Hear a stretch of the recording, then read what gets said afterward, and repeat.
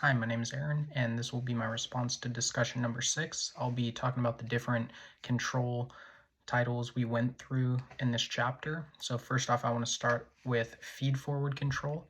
A simple definition of this is like taking action before something starts to prevent problems. An example I wanted to use was checking the weather forecast before like panicking and packing umbrellas that if rain is expected. So prevention, it's about stopping a problem before they happen. Planning ahead to think of what you'll need and what you need to gather for information, and also being proactive and acting on that. So if it was raining, that would be in sense of bringing the umbrella. The second type of control type, concurrent control. This is adjusting while something is happening and also to keep you on track. Um, like a chef serving soup and he tries it, he's adding more salt or spices. This is where he's could control the outcome. um, Watching and reacting to what is happening, fixing issues as they arise, and it could be like on the fly adjustments that are made during the process ongoing.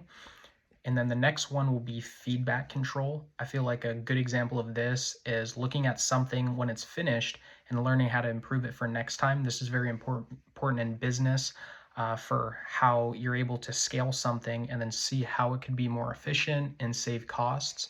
So something I wanted to relate to that was using results to understand what went well and what went poorly, and then to make improvements, making changes for the future attempts to make sure it becomes more efficient or more profitable.